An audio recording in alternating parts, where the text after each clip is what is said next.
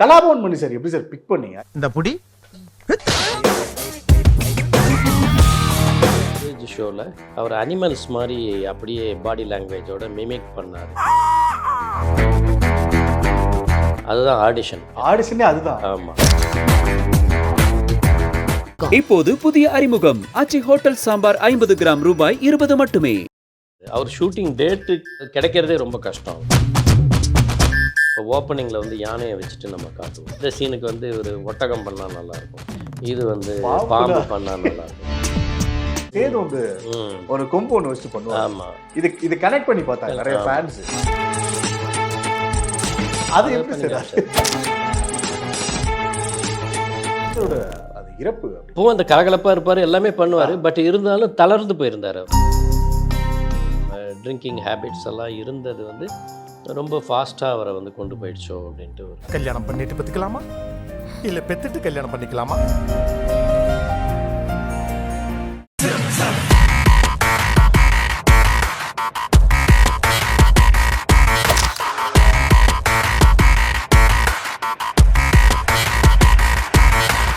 சரண் sir வணக்கம். வணக்கம். எப்படி இருக்கீங்க சார்? நல்லா இருக்கேன். ஏ சார், அண்ட் நீங்கள் கேட்டீங்க எதுலேருந்து ஆரம்பிக்க போகிறோம், எப்படி போக போகிறோன்னு. சத்தியமாக எனக்கும் ஐடியா இல்லைன்னா அவ்வளோ விஷயங்கள் இருக்குது. நாஸ்டாலஜியா மூமெண்ட்டாக பர்சனலாக கேட்க வேண்டிய விஷயங்களே அவ்வளோ இருக்குது. ஏன்னா நான் கேடிவியில் ஜே என்ஜாய் பண்ண அளவுக்கும் சரி, இல்லை ராஜ் டிவியில் பார்த்தேன் ரசித்தேன், சான்ஸே இல்லை எத்தனை தடவை பார்த்துருப்பேங்கிறது தெரியும். ஆனால் ஆப்வியஸாக ஜெயா மேக்ஸு, அமர்கலம், மட்டகாசம் அதெல்லாம் வரிசையாக ஒரு பாயிண்ட் இருக்குது. ஃபஸ்ட் தேங்க்ஸ் அவ்வளோ நாஸ்டாலஜியா மூவிஸும், அது இப்போ நினச்சா நாஸ்டாலஜியா இந்த மாதிரியான கமர்ஷியல் கொடுத்ததுக்கு ஃபர்ஸ்ட் ஆஃப் ஆல் தேங்க்யூ. ஏன்னா அதுக்கு நம்ம முக்கியமான இயக்குநர்கள் இருக்காங்க நாஸ்டாலஜியா டேரக்டர்ஸில், அதில் நீங்களும் மிக முக்கியமானவர். அதெல்லாம் பார்த்து ரசித்து ரெகனைஸ் பண்ணதுக்கு உங்களுக்கு தான் நான் தேங்க்ஸ் சார். ஆப்வியஸ் சார், ரசிகர்கள் இருக்கும் சார் ஆப்வியஸாக. ஏன் சார் ஸ்டார்ட் ஆகுது இருக்குது சார், அஜித் சார், அமர்கலம் அதெல்லாம் இருக்குது. எனக்கு இவரை பற்றி நான் கேட்கணும்னு ஆசைப்பட்றேன். ஏன்னா கலாபவன் மணி சார் எனக்கு பர்சனலாக அவரோட அந்த பாடி லாங்குவேஜ், இப்போ நம்ம படத்தில் ஒன்று பண்ணியிருப்பாரு, ஜேஜேல ஒரு குட்டியாக ஒரு காமெடி போர்ஷன் ஒன்று பண்ணியிருப்பாரு, அண்ட் வில்லனிக்கா ஜெமினின்னு ஒன்று பண்ணியிருப்பாரு. And 6 different pattern. மேபி இதை பார்த்துட்டு மேபி அவங்க அந்த ஃப்ளோ எடுத்துருந்துருக்கலாம். அப்படி அந்த நாக்க முடிச்சு பண்ணுறப்போ ஒன்று இருக்கும் அவர்கிட்ட. கலாபவன் மணி சார் எப்படி சார் பிக் பண்ணீங்க? ஐ திங்க் ஜெமினிக்கு முன்னாடி ஜேஜேலேயே பிக் பண்ணீங்கன்னு நினைக்கிறேன். இல்லை ஜெமினிக்கு அப்புறம் தான் ஜே ஆக்சுவலி. அவர் எப்படி முதல்ல பிக் பண்ணீங்க இப்படி தான் இருக்கணும்னு? என் ஒய்ஃபு சொன்னாங்க இந்த மாதிரி கலாபவன் மணின்னு வந்து மலையாள ஆர்டிஸ்ட் இருக்கிறாங்க. ஏன்னா அவங்க வந்து தமிழாக இருந்தாலும் திருவனந்தபுரம் தான் அவங்களுக்கு சொந்த ஊர் என் ஒய்ஃபுக்கு. அதனால் அவங்களுக்கு அந்த மலையாள சினிமா பரிச்சயம் இருக்கிறதுனால கலாபவன் மணி நல்லா பண்ணுவார் பாருங்கள் அப்படின்னாங்க. கலாபவன் மணி எனக்கு வந்து எந்த விதமான ஐடியாவும் இல்லை அவரை பார்க்குறதுக்கு முன்னாடி. அப்போது என்ன சொன்னாங்கன்னா, அவர் என்ன பண்ணியிருக்கிறாருன்னு ரீசெண்டாக ஏதோ ஒரு ஸ்டேஜ் ஷோவில் அவர் அனிமல்ஸ் மாதிரி அப்படியே பாடி லாங்குவேஜோட மிமிக் பண்ணார். அதான் அந்த டைமில் நீங்கள் அந்த டைமில். அப்போது அதில் எனக்கு வந்து ஏதோ ஒரு பொறி தட்டுச்சு. அப்போ அவரை பேசலாம் வர வைங்க அப்படின்னு சொன்னேன். அதுக்கு முன்னாடி அந்த இதுக்கு வந்து ஒரு ஹிந்தியிலேருந்து ஒரு வில்லனை கொண்டு வரலாமான்னு பேசிகிட்டு இருந்தோம் ஜெமினிக்கு. ஆமாம் ஜெமினிக்கு. அப்போது எனக்கு இந்த தாட் வந்த உடனே சரி இவரை பார்த்துருவோம் அப்படின்னு சொல்லிட்டு இவரை கூப்பிடுங்க அப்படின்னா அவர் முதல்ல வரமாட்டேன்ட்டார். அப்படியா? எனக்கு இங்கே ரொம்ப பிஸியாக போயிட்டுருக்கு. மலையாளத்தில் வந்து பேக் டு பேக் நான் படம் பண்ணிகிட்ருக்கேன். தமிழுக்கெல்லாம் வந்து தமிழில் ஏதோ முன்னாடி 2 படம் மறுமலர்ச்சியில் பண்ணியிருப்பார். ஆமாம் குட்டி குட்டி ரோல்ஸ். ஆமாம், ஆனாலும் அது சிக்னிஃபிகண்ட் ரோல் பண்ணியிருந்தார். பார்த்தாலே அப்போவே விமர்சனத்துலலாம் அவரை பற்றி சொன்னாங்க. ஈவன் அந்த சீன் பார்க்கும்போது கூட நமக்கு வந்து அவரை வில்லனாலன்னு உங்களுக்கு தோணவே தோணாது. ஏன்னா அதுதான் கேட்குறேன் எப்படின்னு. ஆமாம், பட் இது வந்து மணியோட ஒரு ரீசெண்ட் ஃபோட்டோகிராஃப்ஸ் சிலதெல்லாம் பார்க்கும்போது நல்லா ஹெஃப்டியாக நல்லா ஸ்டவுட்டாக இருந்தார். சரி ஓகே. ஃபேஸும் வந்து எனக்கு ரொம்ப அட்ராக்டிவாக இருந்துச்சு. அப்புறம் ரொம்ப கஷ்டப்பட்டு ஏவிஎம் அப்படிங்கிறதுனால கன்வின்ஸ் பண்ணி அவரை வந்து சென்னைக்கு வந்து கூட்டிகிட்டு வந்துட்டேன். ஓகே. அப்போ அவர் வரும்பொழுது வந்து அவருக்கு வந்து என்னென்னா, அது எப்படியும் வந்து நம்ம நடிக்க போகிறதில்ல. அவர் அந்த மைண்ட் ஏதோ ஏவிஎம்மில் கூப்பிட்டாங்க, பெரிய பேனரு, நம்ம வந்து நேரில் சொல்ல போகிறோம், நமக்கு தெரிஞ்சது ஒரு விஷயம் இருக்குது அந்த அப்படிங்கிற மாதிரி ஒரு இது வந்துட்டார். அப்போ வந்தோன்னா அப்புறம் நான் கேட்டேன், சேட்டா உங்களோட அந்த இதில் ஸ்டேஜ் ஷோ ஒன்று பண்ணிங்களே அது இதெல்லாம் கொஞ்சம் எனக்கு வந்து ஒரு ரெஃபரன்ஸ் பண்ணி காட்ட முடியுமா அப்படின்னு. அதுதான் ஆடிஷன் என்னை பொறுத்தளவில். ஆடிஷனே அதுதான். ஆமாம். ஓகே. அப்போ அவர் சொன்னார், அதுக்கு என்ன நான் பண்ணுறேன் அப்படின்னு சொல்லிட்டு நீங்கள் படத்தில் பார்த்த அத்தனையும் ஒரு 40 மினிட்ஸ் எனக்கு பண்ணி காமிச்சார். அது நாங்கள் வந்து சீன் வேறு சீன்ஸில் பார்த்தோம். ஆமாம், ஒரே ஸ்ட்ரெச்சாக பண்ணோம். ஆமாம். பண்ணி காமிச்சோன்னே சொல்லிவிட்டு அப்போ அவரே சொல்லிட்டார், இது வந்து இவ்வளவும் ஒரே சீனில் உங்களால் வைக்க முடியாது, ஒரு சீனில் வச்சிங்கன்னா உங்களுக்கு வந்து 1 hour போகும், அதெல்லாம் வந்து உங்களுக்கு தாங்காது, அதுக்கு தான் நான் முதலே சொன்னேன் என்னை வர வைக்காதீங்க, நான் பண்ணலைன்னு நான் சொன்னேன், இப்போ இதெல்லாம் எப்படி நீங்கள் ஒரே சீனில் வைப்பீங்க அப்படின்னாரு. வெள்ளந்தியாக கேட்டார் அவர். ஓகே. நான் சொன்னேன் ஒரே சீனில் வைக்கிறதா நான் அவர் சொல்லவே இல்லையே உங்க நார்மலா பேசுறப்ப கூட அப்படி மாதிரி வெள்ளந்தியா இருக்கு. ஆமாம். ஓகே. அவன் நான் சொன்னேன் இது ஒன்றும் நான் உங்களுக்கு ஒரே சீனில் வைக்கிறேன்னு நான் எங்கே சொன்னேன் உங்களுக்கு, நீங்கள் பண்ணும்போதே எனக்கு ஒரு ஐடியா வந்துருச்சு, ஆ. என்னுடைய படத்தில் உங்கள் சீன்ஸ் அந்த வில்லன் சீன்ஸ் வரும்போதெல்லாம் ஒவ்வொரு சீன்லேயும் ஒவ்வொரு விஷயத்த நான் சொல்கிறேன் உங்களோட ஐட்டம்லேருந்து, அதை நீங்கள் பண்ணுங்க அப்படின்னா அவர் கொஞ்சம் ஸ்டன் ஆகிட்டார். ஆ.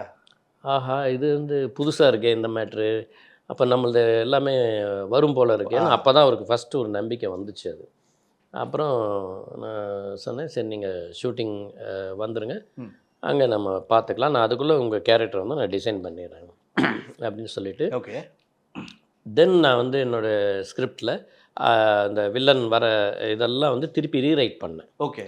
ரீரைட் ஹிந்திக்காக வச்சு அப்படி சொன்னீங்க. ஆமாம், இன் ஜென்ரலாக ஒரு வில்லனாக இருந்ததை இப்போ இவர் பண்ணணுன்னு இந்த ஒவ்வொரு விஷயத்தையும் நோட் டவுன் பண்ணிவிட்டு இது எந்த சீனில் வச்சா நல்லாயிருக்கும், அப்போ ஓப்பனிங்கில் வந்து யானையை வச்சுட்டு நம்ம காட்டுவோம், இப்படின்னு ஒவ்வொன்றா இந்த சீனுக்கு வந்து ஒரு ஒட்டகம் பண்ணால் நல்லாயிருக்கும், இது வந்து பாம்பு பண்ணால் நல்லாயிருக்கும் அப்படின்னு அந்தந்த சீனுக்கு வந்து அதை வந்து நோட் பண்ணி வச்சுட்டு தென் அவர் ஷூட்டிங் டேட்டு கிடைக்கிறதே ரொம்ப கஷ்டம், அவருக்கு ரொம்ப ஃபாலோ பண்ணணும்.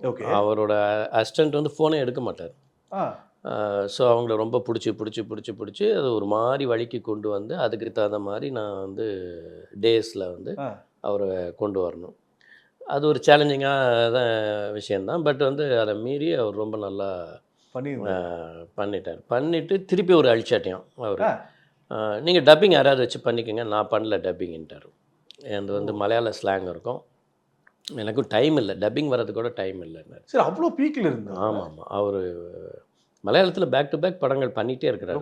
அவருக்கு அதுவே போதும். அவரை பொறுத்தளவில் மலையாள படம் குயிக்காக முடிஞ்சிடும். அந்த நோன் ஏரியா நோன் ஆர்டிஸ்ட்டு அங்கே போவார், பண்ணுவார், திருப்பி அவரோட வீட்டுக்கு போயிடுவார். இதுதான் அவரோட. அண்ட் தென் நான் பிடிவாதமாக இருந்தேன், இல்லை சேட்டா நீங்கள் தான் பேசணும், உங்கள் வாய்ஸ் வந்து மணின்னா மணி மாதிரியே இருக்குது, ஒரு வெங்கல குரல் மாதிரி இருக்குது, அது ரொம்ப பெக்குலியராக இருக்குது, அந்த டோன் தான் இவங்களோட ஸ்பெஷாலிட்டி, அதனால் தமிழ் வந்து எப்படி இருந்தாலும் பரவாயில்ல நம்ம பார்த்துக்கலாம் அப்படின்ட்டு தான் அவர் இந்த நாகப்பட்டினம் சைடு அந்த அந்த மாதிரி சைட்லேருந்து வந்த மாதிரி கதையில் வந்து ஒரு சின்ன ரெஃபரன்ஸ் இருக்கும் அவரோட டைலாக்லேயே. ஸோ அந்த மாதிரி பண்ணிக்கலாம், நீங்கள் வாங்க அப்படின்னு சொல்லி நீங்களே பேசுங்கன்னு சொல்லி அதுக்கு ஒரு டைம் பிடிச்சி அப்புறம் அவரை வந்து பேச வச்சிட்டோம். சரி, இதே மாதிரி எல்லாருக்கும் ஷாக்கிங்கான விஷயமா இருக்கு இப்போ வரைக்குமே. அது எப்படிங்கிறது தெரியாது.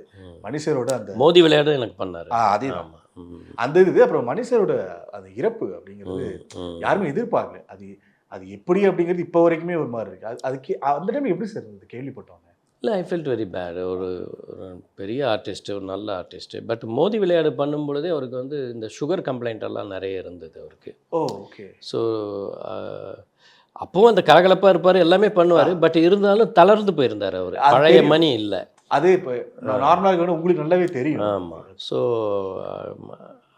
அப்போவே அவருக்கு ஒரு சின்ன ஒரு இது இருந்துச்சு. பட் அதை மீறி அவர் வந்து அவருக்கு அந்த ட்ரிங்கிங் ஹேபிட்ஸ் எல்லாம் இருந்தது வந்து ரொம்ப ஃபாஸ்ட்டாக அவரை வந்து கொண்டு போயிடுச்சோ அப்படின்ட்டு ஒரு அதுக்கப்புறம் அவரை நான் அப்படியே தெலுங்கு ஜெமினிக்கும் கொண்டு போயிட்டேன். கேட்கலான் இருந்தையா வெங்கடேஷ் சார்? ஆமாம், வெங்கடேஷ் சார் வச்சு பண்ணும்போது அதுக்கு வந்து அவரை அதுக்கு டேட் எப்படி சார் கிடச்சிது? இப்போ இதோட சக்ஸஸ் பார்த்துட்டார்ல. Okay okay. அப்போ ரெகக்னேஷன் இருக்குது, அப்போ அதே கேரக்டர் தான் தெலுங்கில் பண்ணுறோம் அப்படின்னு உடனே அதுக்கு வந்துட்டார்.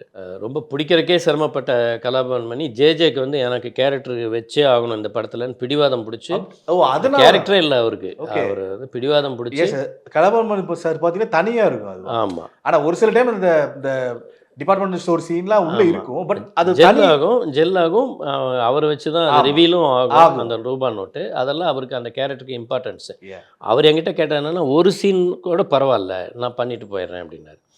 ஒரு சீன் எதுக்கு அவ்வளோ பெரிய ரோல் அவர் பண்ணிவிட்டு ஒரு சீனில் நான் என்ன தான் கெஸ்ட் அப்பியரன்ஸாக இருந்தாலும் எனக்கு மனசு கேட்கல. அதனால் அவர் கேரக்டரை ஸ்ட்ரெச் பண்ணி அதை வந்து பண்ணேன். இப்போ கலாபவன் மணி சார் அந்த சொன்னீங்களே ஸ்டார்டிங் ஒரு 40 minutes ஸ்ட்ரெச் பண்ணார், அது இந்த இது பண்ணார் சார், அந்த குளிச்சுட்டு ஒன்று பண்ணுவார்ல, அதுவும் பண்ணி காமிச்சாரா? ஆமாம்மா, குளிச்சுட்டு. ஆமாம், அது எப்படி சார்? அது அவர் எப்படி தான் ஸ்டோர் பண்ணி வச்சுக்கிறாரோ தெரியாது. அது அது வந்து ஏன்னா நிறைய பேர் இந்த மாஸ்டர் ரிலீஸ் ஆனதுக்கு அப்புறம் சேது வந்து ம். ஒரு கொம்பு ஒன்று வச்சுட்டு பண்ணுவாங்க. ஆமா இது கனெக்ட் பண்ணி பார்த்தாங்க நிறைய ஆமா. ஃபேன்ஸ் வந்து கனெக்ட் பண்ணி பார்த்தாங்க. ஆமா. இது எப்படி மனுஷன் அந்த டைம்ல இப்படி பண்ணாரு அப்படின்னு. ம். இப்போது புதிய அறிமுகம் ஆச்சி ஹோட்டல் சாம்பார் 50 கிராம் ரூபாய் 20 மட்டுமே.